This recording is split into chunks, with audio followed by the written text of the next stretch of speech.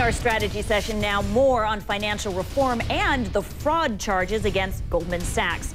Joining me now, two CNN political contributors, Democratic strategist Donna Brazil and Republican consultant Alex Castellanos.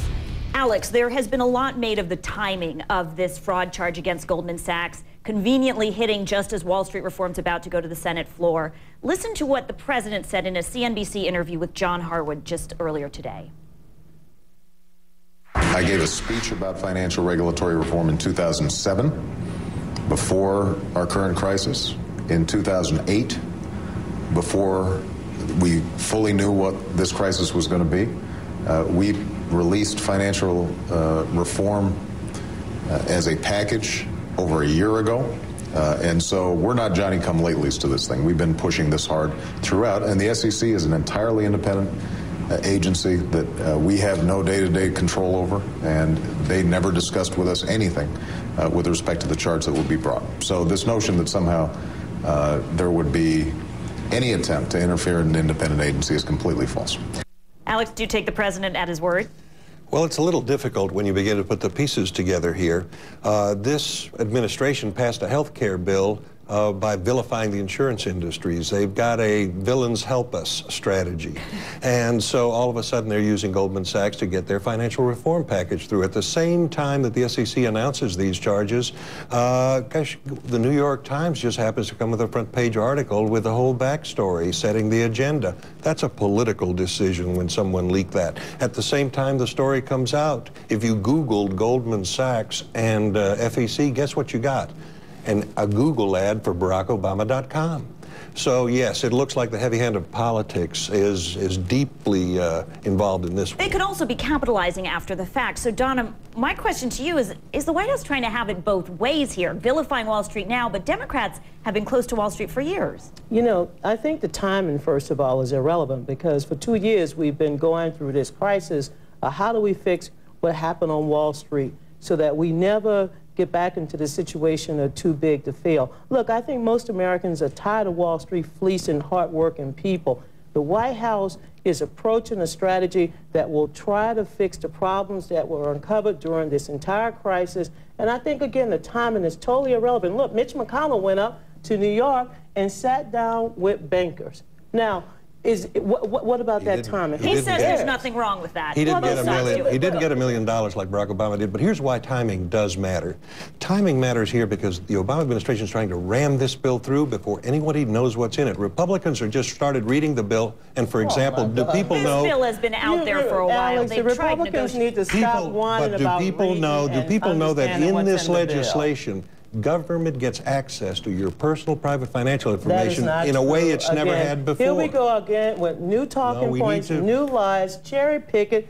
Right now we're talking about cleaning up a corrupt system that fleeced so many homeowners, and everybody wants to do that. The question is whether this bill is the right way to do it. Well, again, where's the alternative, Alex? The Republicans decided to leave the room before offering amendments so that they had a talking point to just say no. Just say no, it's becoming a very tired strategy. Well, it does sound like they're close to possibly a compromise to get this through the Senate. Let me turn, because we know you had an interview with Nancy Pelosi, Speaker of the House, for Capitol File magazine. You asked her if she would like to run for president. What did she say? No, she totally ruled it out. She enjoys being Speaker of the House.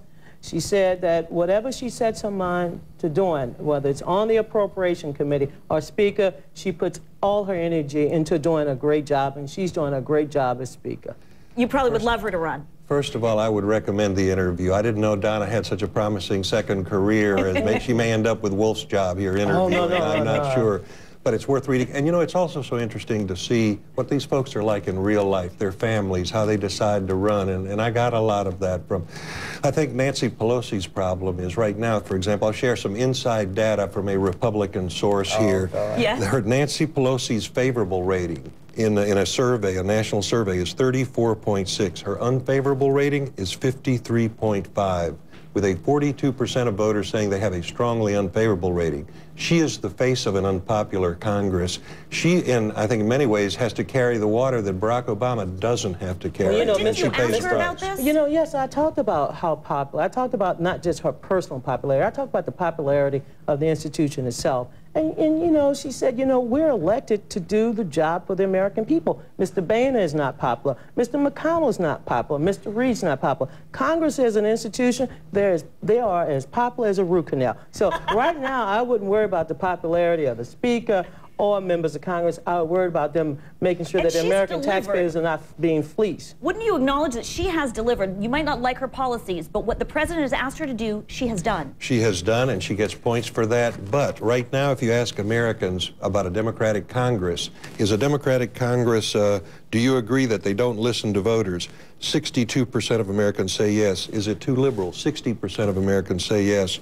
Are they fiscally irresponsible? 61% say yes. I guess when we did not... It's the policy, stupid. No, you know, is it the Alex, policy or the institution? It is the institution. There's a decline in trust across the board. And look, that's true. When you keep the reckless fiscal policy of the previous administration and you build on to that to help people, yes, you have to deal with those numbers. Well, one thing we can both agree on, or all agree on, we will read Donna's interview. Capitol File magazine, and by the way, I also know what's on her iPod.